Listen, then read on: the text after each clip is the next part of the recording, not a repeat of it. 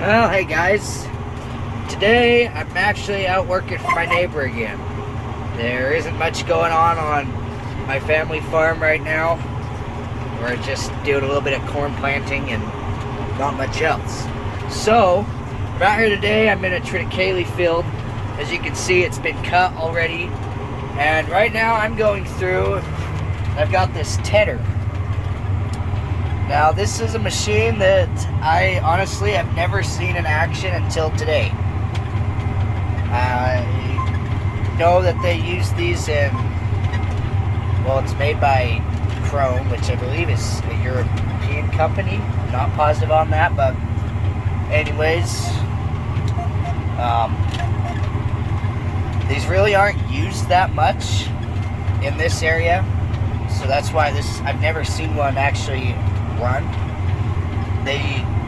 The whole purpose in this is we're taking these windrows and we're spreading it out so that all the moisture that's kind of up in there can be exposed to the air and the sun, and they can dry out a little bit quicker. Now they will be coming through and chopping this, so it doesn't have to be super dry like it needs to for us when we bale. It needs to be about 60%, and they're figuring it's about like 75 or so right now. So, anyways,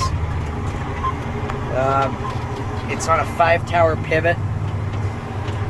They just merged it. The merger's right there. They merged a spot, merged the Triticale out of the way, and put the pivot there, so now the pivot's out of the way. But anyways, I've got this field to do, and then I got about 30 acres up on that hill. And I was told this whole farm here is 100, so this is about a 70-acre piece, I believe. So anyways, that's what I'm going to be doing for the rest of the evening, and we'll see how far we get. Okay, well, I just got to the second tower of the pivot, so there's not a whole lot left. It's going fairly quick. I'm only going about 5.5 miles an hour, but this is 50 feet wide, so we are covering a decent amount of ground. This is definitely the widest machine I've ever ran. I'm not going to say biggest because some things are bigger than this. This is just the widest. So, it's pretty nice. It goes pretty quick. Covered a decent amount of the acres. So, anyways, it's a really nice area down here. I didn't even know this field actually existed. It's kind of buried back here by itself in this little corner area here, but it's actually a really nice location. So anyways, gotta finish this and then head up on the hill. Okay, well, I just got done with the field, and I thought I'd get out and show you what I'm working with here. So this is a 7210R. What I've heard is this tractor actually isn't in the field as much.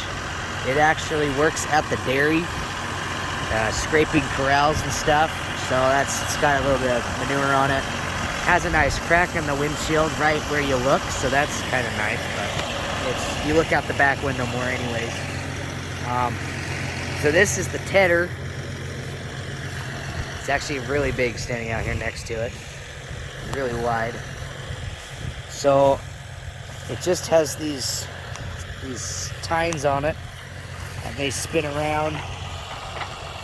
And they spin into each other, and they just take the windrows and throw it out the back so it looks like this.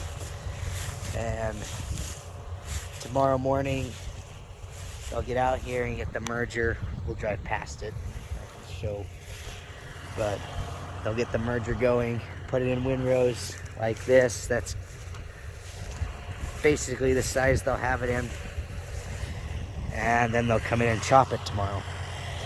So, anyways, I'm gonna go drive down and start going up the windy road up to the top of the hill there.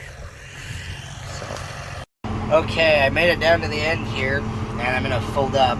So I first shut off the PTO, and that will stop all those, I don't know what you call them, those things from turning. And then I have this one hydraulic that I'm gonna use, and it's gonna lift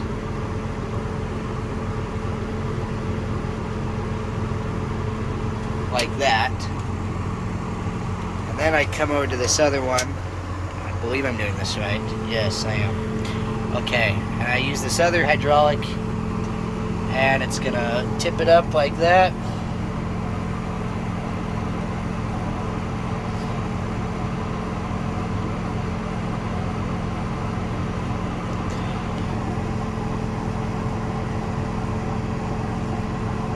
And the ends fold in.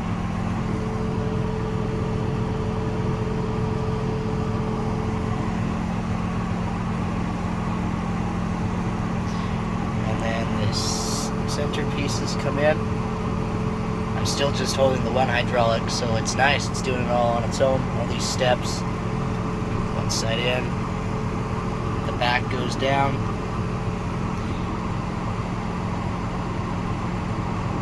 And then here's the other one. Kind of goes slow. Comes in.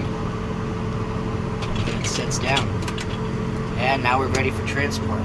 This is why I kind of think, well, I'm quite sure that Frone is a European company, and this is kind of why I kind of like European companies with these, because they make them so they fold up and they're really tight. So like driving it down here, it was a decent drive to get here, and the whole time it's nice because the tractor with duals on is wider than the tether, so I don't ever have to worry about the tether hitting anything, hitting a mailbox or a car or anything. It's because it stays in the lane, so it's super nice. I kind of wish that more American companies would do that. It's just here in America we have such big open spaces, although it is becoming less and less as time has gone on. But anyways, it's nice. It folds up real nice. Okay, so this is going to be the next machine that's ran over here. So this is an 8270R with an oxbow merger. So I haven't really been around these very much. This is something that they use more in front of a chopper because it can make bigger windrows. It's wider than a normal hay rake like what we have. So it's basically, it just has tines there. They go around, pick it up, and put on a belt. These fold down, and then you just have the belt going whatever direction you want, and it takes everything it's picking up to one side or the other. So one thing that is also new to me is implements like these that are hooked onto the 3-point. Like this is. Typically, if it's on a 3-point, it's completely held up by the tractor. It doesn't have wheels on the back like these do. But I know that's a very common thing. It's just new to me. Typically, implements like this, they're kind of a trailer type deal, hook onto the hitch down there, but not these. So, anyways, I'm gonna go start climbing this hill. All right. Well, I just got set up to the next field, done my first pass. That is actually just one pass. I feel like that should be at least 2 passes, but with this thing being so wide, that's just one. So I am doing a little bit of overlapping over there, just to make sure on my first GPS line that I'm getting everything. So, yeah, I'm just gonna keep at it. This is a 3-tower pivot, so it's not quite as big, and it doesn't do quite a full circle, but pretty close. So I got this, and then there's a little 2-tower pivot that does like 3/4 of a circle up there that I gotta do. But anyways, still doing a good job. Okay, well, I'm coming up on my last pass here. then there's where I went around already. So just to right here is the end of the windrows. So, oh, I guess there's a little bit over here I missed. GPS back on just so it doesn't beep at me. Around here.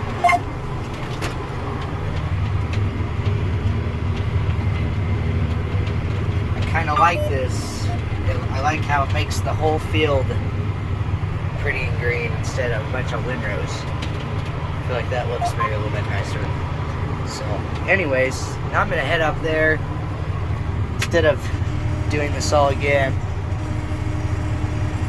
I'm gonna just lift it up like that.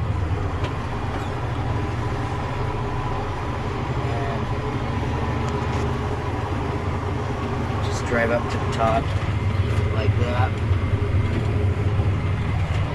And go get this little 2-tower pivot done. Okay, I just finished that field up there, well, both of them, and that's all for this farm. So I'm gonna make my way down this road here. You can see I came up a little ways. That's the first field I did. You can see it a little better now, the 5-tower.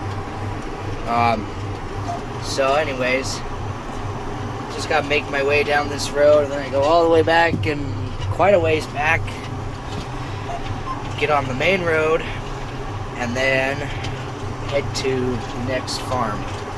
So this one was about 100 acres between the 3 fields.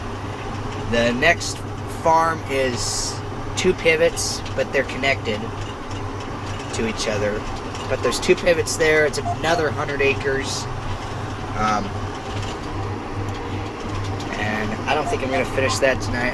Well, I know I'm not gonna finish that tonight. So anyways, I'll go get started there though. It's about 7:30, so I'll probably run for another hour and a half or so, and then call it a night. We'll pick it back up tomorrow. So, anyways, basically made it down now. So, gonna head to the next field. Okay, well, I'm doing the area behind this pivot. I moved to the next field. So this is a 6-tower pivot. It does almost a half sweep. And then there's another, I believe, 6-tower pivot over there farther. So there's another 100 acres or so here to do. I just heard, though, that I'm going to be picked up here shortly. And so I'll be quitting for the night. And then I'll come back here in the morning. So, anyways, I'll see how much I can get done. Looks like at least get started on the pivot, get going in circles. But anyways, I'm gonna end the video here. It's probably plenty long, and I'll probably get at least a couple more videos of this tedder going. I'm hoping I can even get my drone out and get a video with it. So, anyways, I hope you guys enjoyed seeing this thing in action. And more to come. And thanks for watching.